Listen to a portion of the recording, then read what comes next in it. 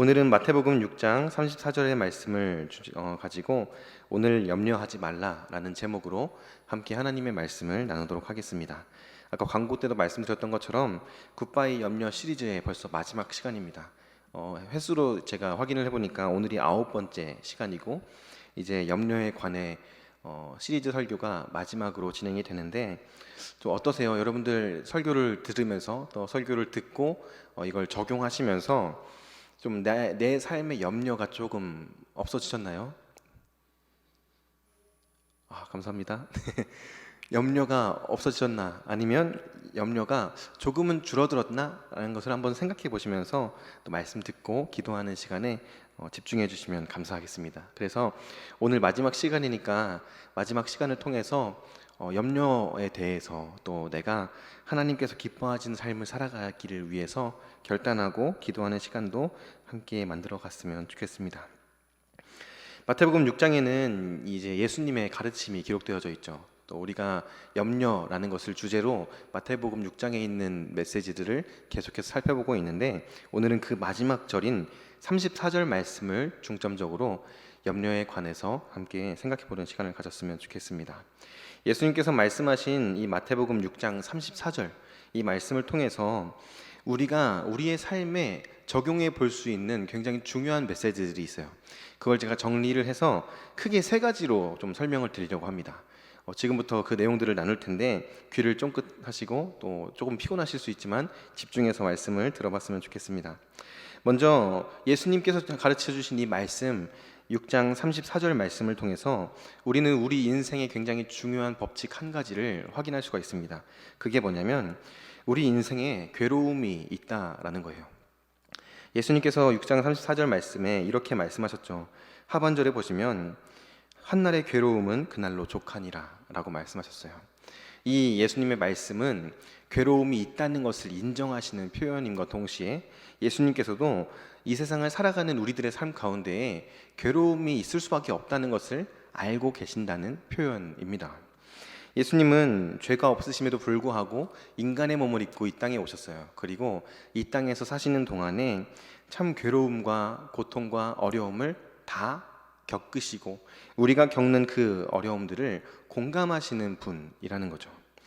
마태복음 6장 34절 말씀에 보면 이 괴로움이라는 단어가 어떤 의미를 가지고 있냐면 나쁨, 재난, 고통 이런 것들을 설명할 때 사용되는 단어가 여기에 쓰였습니다.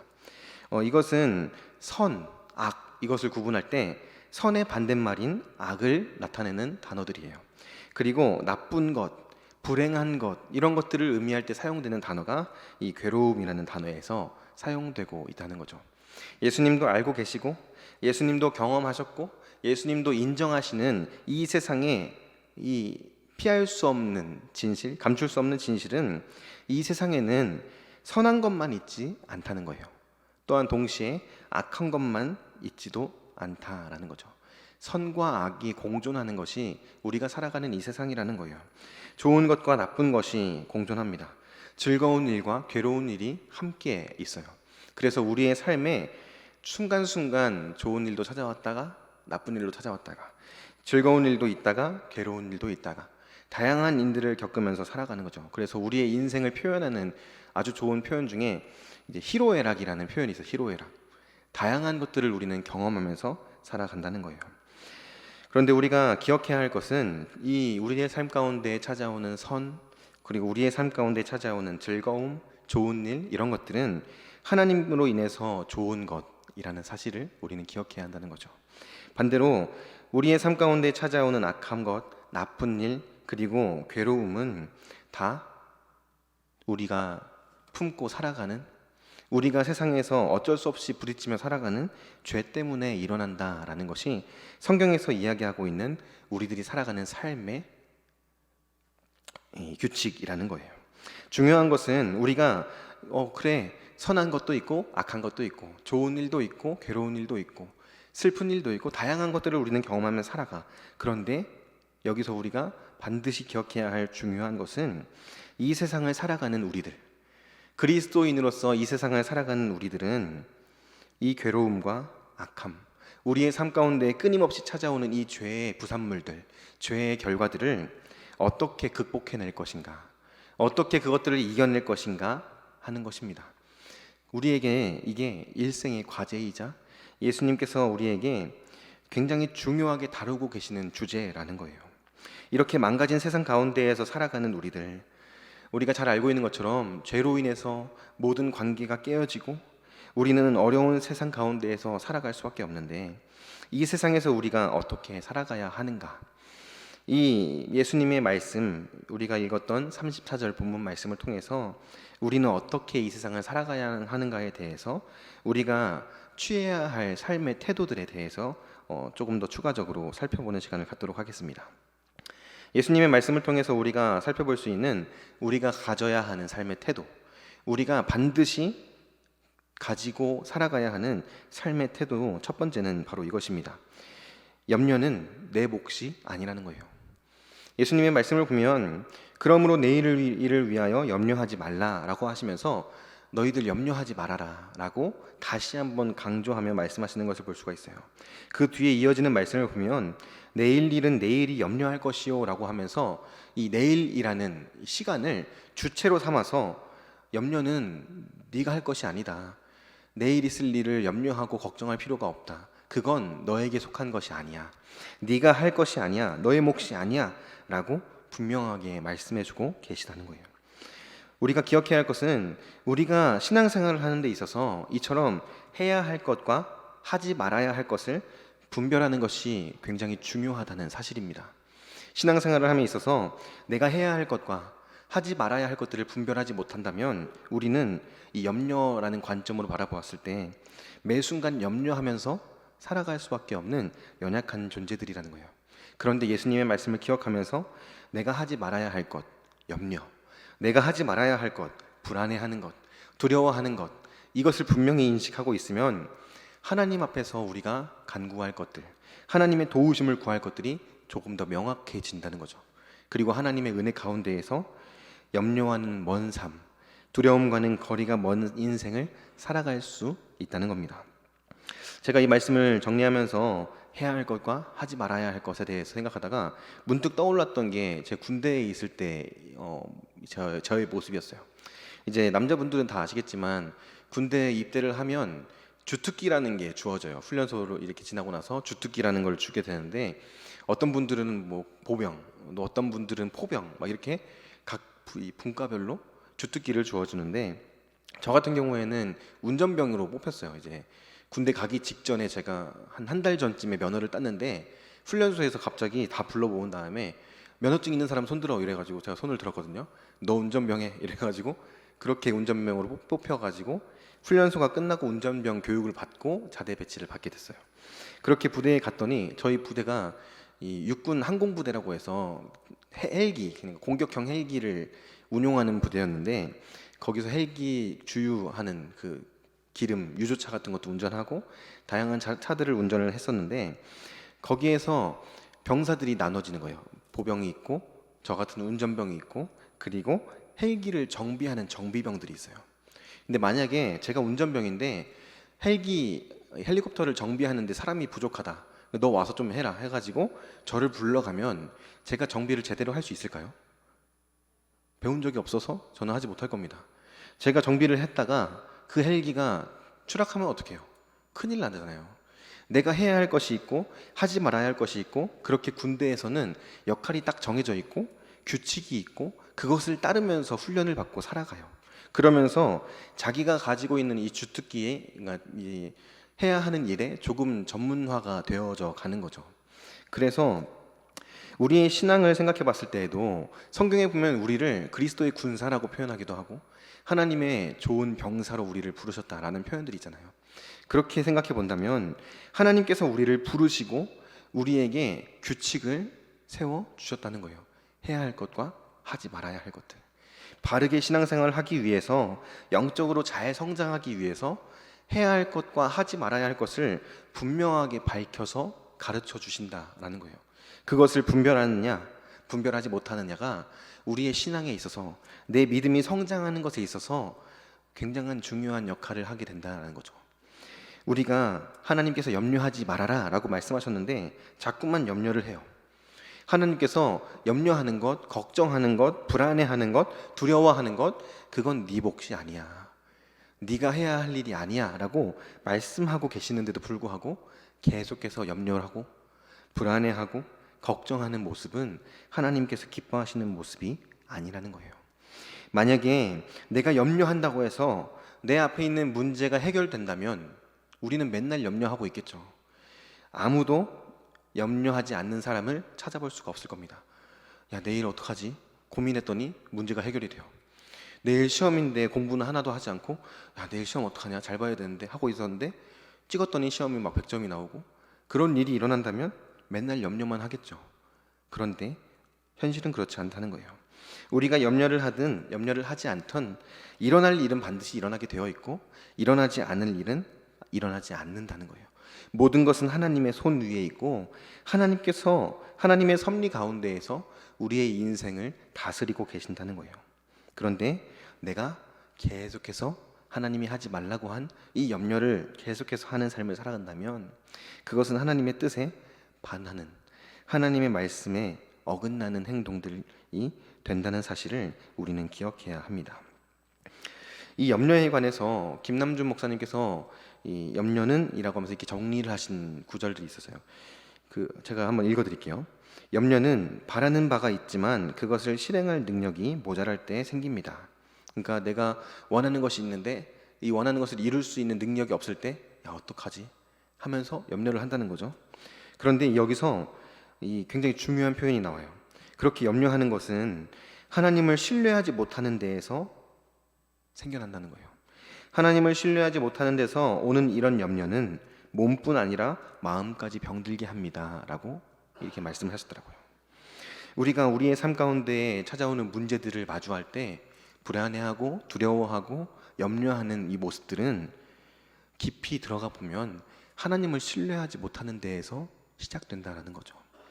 하나님이 나의 아버지 되시고 하나님이 나의 삶의 주인 되셔서 나를 이끌어가 주시고 나에게 가장 좋은 것들을 채워주시는 분이라는 사실을 믿고 신뢰하는 사람은 염려하는 거리가 먼 삶을 살 수밖에 없겠죠. 그런데 그것을 신뢰하지 못하니까 그 하나님의 말씀을 그대로 받아들이고 믿지 못하니까 염려할 수밖에 없게 된다는 거예요.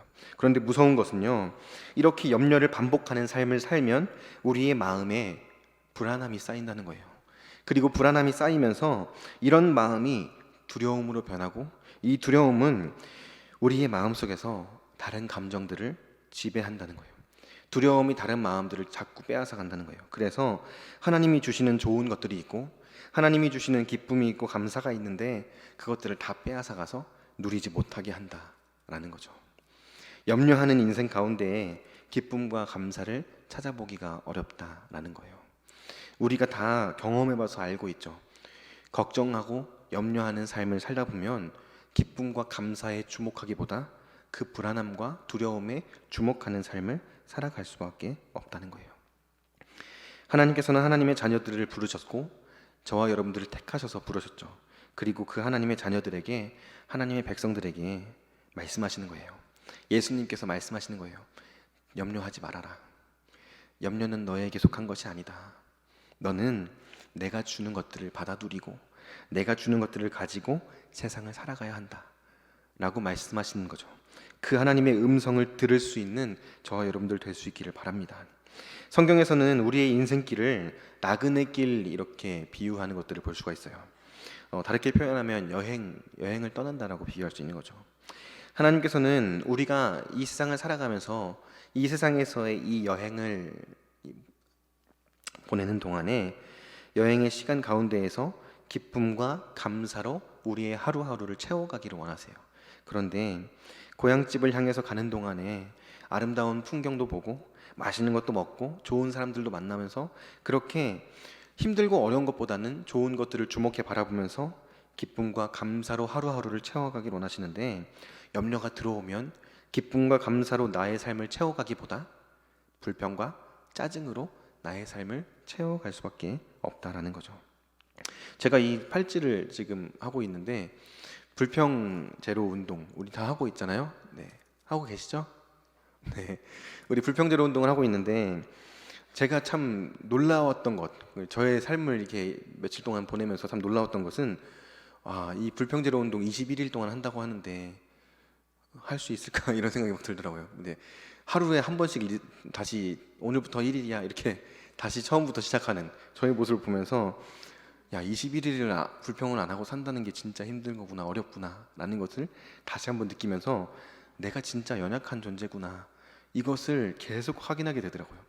어떨 때는 하루를 넘겨가지고 이틀이 될 것 같은데 또 어느 순간 나도 모르게 자연스럽게 불평을 하고 있는 나의 모습, 입 밖으로 내뱉지 않을 뿐이지 속으로 짜증을 내거나 불만을 가지고 있으면 내가 알잖아요. 그러면 자연스럽게 이걸 바꿔서 끼고 다시 오늘부터 1일 이렇게 다시 하루하루를 리셋하면서 살아가는 모습들을 보게 된다는 거예요. 근데 제가 이렇게 쭉 생각해 보면서 과거에 이 어떤 여행이 딱 떠올랐어요. 그게 뭐냐면 신혼여행이 딱 떠오르더라고요. 제가 신혼여행을 갔을 때 이제 유럽의 그 베니스, 이탈리아의 베니스라고 하는 그 도시 있잖아요. 베니스의 상인 그 배경이 됐던 거기를 이렇게 신혼여행 때 들리게 됐었는데 이제 부모님이 이제 보내주셔가지고 가게 됐어요. 그래가지고 갔는데 거기에 딱 제가 이제 신혼여행이니까 짐이 많잖아요. 그래서 캐리어를 아내랑 같이 끌고 이렇게 갔는데 그 베니스, 이탈리아는 대부분 그렇긴 한데 길 바닥이 우리처럼 이렇게 잘 깔려 있지가 않더라고요. 그래서 막 돌 옛날에 무슨 로마 시대 때 만들어 놓은 거 그대로 있는 것처럼 돌들이 막 튀어나와 있어요 길에. 그래서 캐리어를 끌고 가면은 계속 덜덜덜덜 하면서 손이 엄청 아픈 그런 길인 거예요. 그래서 그때 막 그렇게 숙소를 찾아서 헤매면서 막 이게 갔는데 그때를 생각해 보니까 그때 제가 그렇게 막 짜증내거나 불평을 하지 않았던 것 같은 생각이 들더라고요. 저만의 생각일 수도 있긴 한데 제가 그 당시에 그랬던 것 같다라는 생각이 들더라고요. 그러면서 왜 그랬을까 이렇게 생각을 해보니까 그때는 그 막 땅이 좋지 않고 캐리어가 막 무겁고 팔 아프고 이런 것에 막 아씨 막 이런 게 아니라 그냥 그 신혼여행 왔다는 그 사실에 너무 좋았던 거예요. 부모님께도 감사하고 또 하나님께도 감사하고 그리고 아내와 함께하는 이 시간이 너무 좋아서 기쁘고 행복하게 그렇게 시간들을 보냈던 그런 기억이 딱 떠오르더라고요. 그러면서 제가 생각해 보니까 내가 이 불평할 조건들이 분명히 있었음에도 불구하고 여기에다가 내 마음을 쏟지 않고 좋은 것, 기쁘고 감사한 것에 주목했더니 불평하지 않고 그때 그 여행을 이렇게 즐겁게 보낼 수 있었구나라는 생각이 들더라고요. 그리고 돌아오는 길에도 즐거웠던 것은 이제 다시 집으로 돌아가서 아내와 함께 이렇게 살아갈 날들에 대한 기대, 뭐 감사함 이런 것들이 있었기 때문에 그 여행이 시작부터 이제 끝날 때까지 참 즐거웠던 시간으로 기억이 남아 있는 거예요. 우리의 인생 가운데에서도 하나님께서 그렇게 하루하루를 살아가기 원하세요. 어려운 것도 있고 괴로운 것도 있겠죠. 그런데 그것을 바라보고 거기에 시선을 두고 집중하는 게 아니라 좋은 것, 하나님께서 주신 기쁘고 감사한 것들을 바라보면서 하루하루를 살아가기를 원하신다는 거예요. 그래서 하나님께서 말씀하시는 거예요. 염려하지 말아라. 항상 기뻐하라. 우리는 그런데 어떠한 삶을 살아가고 있습니까? 우리는 염려하는 삶을 여전히 살아가고 있는 것은 아닙니까? 우리가 이 말씀을 통해서 우리 스스로를 한번 돌아보면서 나는 어떤 것에 더 마음을 두고 어떤 것을 바라보고 주목하면서 살아가고 있는가를 한번 돌아봤으면 좋겠어요. 하나님께서 기뻐하시는 것은 무엇일까? 하나님께서 기뻐하시는 뜻은 어디에 있을까? 그리고 우리는 그 하나님의 뜻을 선택하는 삶을 살아갔으면 좋겠습니다. 세 번째로 예수님께서 말씀을 통해서 주시는 가르침은 우리는 오늘을 살아간다라는 거예요. 이 말이 무슨 말이냐면 이 오늘 하루에만 집중한다는 거예요. 과거라든지 내일 이런 것들을 염려하거나 후회하는 삶이 아니라 나에게 주어진 오늘 하루에 집중하는 삶을 살아가야 한다는 거예요. 예수님께서 내일 일은 내일 염려할 것이요 라고 말씀하셨고 한날의 괴로움은 그날로 족하다 라고 말씀하셨어요.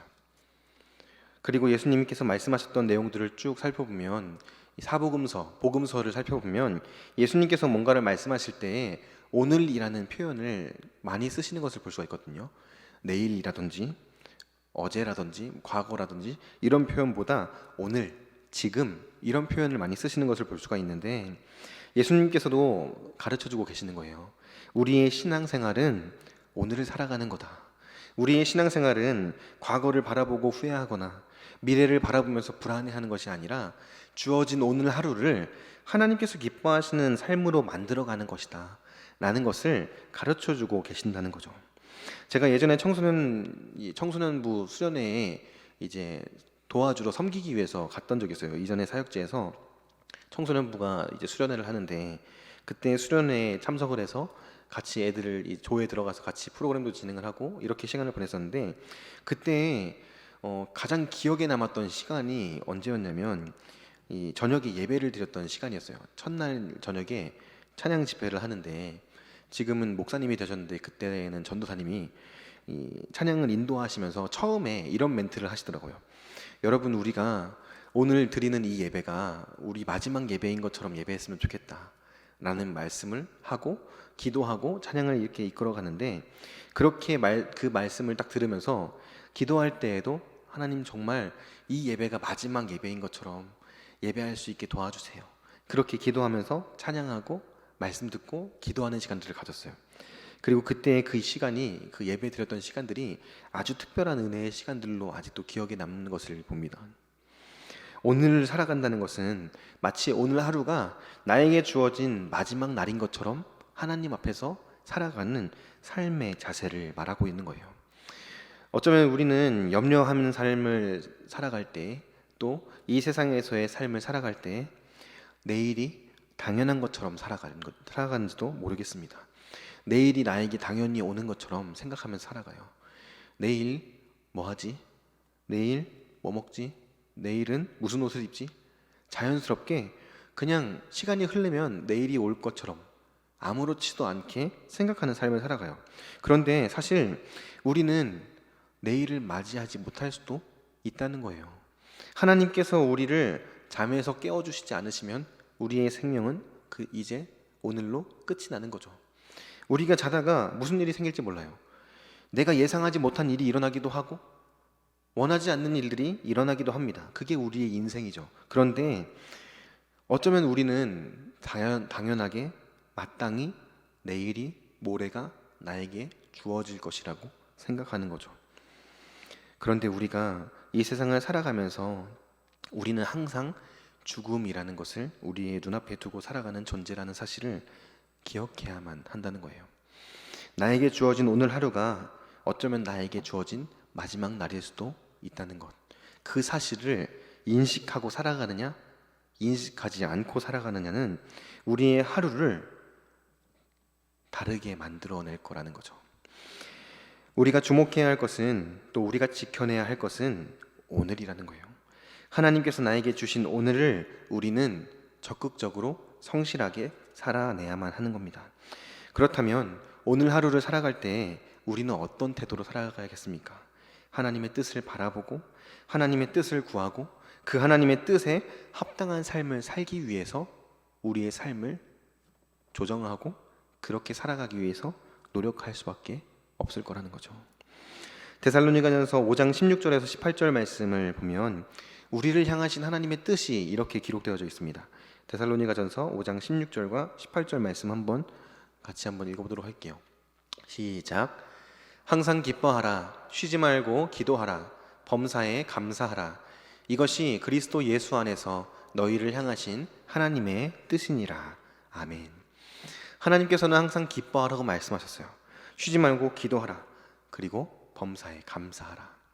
기뻐하고 감사하는 삶, 하나님 안에서 그것을 누리며 살아가는 삶을 우리들에게 원하신다는 거예요. 그런데 우리는 그런 삶을 살아가기보다 염려하고 불안해하고 두려워하는 삶을 살아갈 때가 너무 많이 있는 것은 아닌가 하는 거죠. 제가 예전에 들었던 그 표현 중에 기독교 명언 뭐 이런 것들이 있잖아요. 그래서 기독교 격언 이런 것들 중에서 굉장히 기억에 남는 문장이 하나가 있는데, 그게 무슨 문장이었냐면 한 번뿐인 인생이라는 표현이었어요. 그 뒤에 이렇게 기록되어져 있는데, 한 번뿐인 인생 속히 지나가리라. 오직 그리스도를 위한 일만이 영원하리라 라는 이런 문구였어요. 그래서 제가 오늘 설교를 준비하면서 그 문구를 한번 찾아봤어요. 이렇게 검색을 해봤더니 알고 보니까 그게 그냥 뭐 명언이라든지 어떤 책에 잠깐 쓰여 있는 게 아니라 이 시의 일부분의 내용이었더라고요. 그래서 제가 찾아보니까 찰스 토마스 스터드라는 분이 한 번뿐인 인생이라는 제목으로 시를 지었어요. 제가 앞부분에 있는 조금 일부분만 한번 읽어드릴게요. 어느 날 2줄짜리 금언을 나 들었네. 종종 걸음치며 삶의 길을 가던 날, 내 가슴에 확신을 심어준 그 말, 영영 내 마음을 떠나지 않네. 오직 한 번뿐인 인생 속히 지나가리라. 오직 그리스도를 위한 일만이 영원하리라. 오직 한 번뿐인 인생, 단 한 번뿐인 인생, 흐르는 시간도 머지않아 멈추겠지. 이내 주님 만날 그날이 오고 나는 심판의 보좌 앞에 서겠지. 오직 한 번뿐인 인생 속히 지나가리라. 오직 그리스도를 위한 일만이 영원하리라. 오직 한 번뿐인 인생, 세미한 음성은 속삭이네. 더 나은 선택을 하라. 이기적인 목표를 내려놓으라. 하나님의 뜻만을 붙쫓으라. 오직 한 번뿐인 인생 속히 지나가리라. 오직 그리스도를 위한 일만이 영원하리라. 이 시의 일부분인데 한 3분의 1 정도 되는 것 같아요. 나머지 뒤에 있는 내용이 궁금하신 분들은 한 번뿐인 인생이라고 한번 검색해 보시면 인터넷에서 시 전문을 보실 수가 있습니다. 여기서 보니까 한 번뿐인 인생 속히 지나가리라. 오직 그리스도를 위한 일만이 영원하리라 라고 이야기하고 있어요. 반복해서 이것을 이야기해요. 저는 이 문구가 우리가 오늘 마음에 반드시 새겨야 될 문구라고 생각합니다. 우리에게 주어진 인생도 한 번뿐이에요. 그리고 그 인생은 속히 지나갈 겁니다. 어쩌면 내일이 오지 않을 수도 있고 우리에게 주어진 시간이 얼마 남지 않았을 수도 있어요. 그러면 우리는 어떤 삶을 살아가야 하겠습니까? 예수님께서 말씀하신 대로 염려를 나에게 속한 것이 아니라고 생각하고 다 내려놓고 하나님의 뜻을 이루기 위해서, 그리고 하나님께서 기뻐하시는 삶을 살아가기 위해서 오늘 하루를 하나님 앞에 온전히 올려드려야 되지 않겠습니까? 모든 사람들에게 인생을 사는 것은 쉽지 않죠. 여기 계신 어른들도 그렇고 저기 있는 우리 어린 아이들 친구들도 그렇고, 어린 아이들에게도 요즘에 어떠니 물어보면 힘들어요 이렇게 말하는 거 들어보셨죠?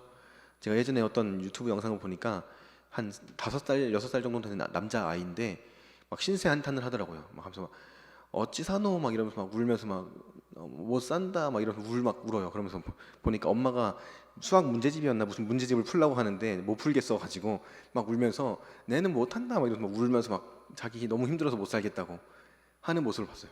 아이들도 그렇게 이야기해요. 어른들도 힘들어서 참 어려운 삶을 살아가고 있는 것이 오늘날 우리들의 인생이에요. 때로는 우리의 인생이 가시밭길을 걷는 것과 같기도 하고, 또 어떨 때는 빨리 죽고 싶다라는 생각이 들 정도로 죽는 것이 사는 것보다 쉽겠다고 느껴질 때도 있어요. 그래서 하나님 빨리 나 데려가셨으면 좋겠다라고 생각을 할 정도로 힘든 시간들을 보낼 때도 있다는 거죠.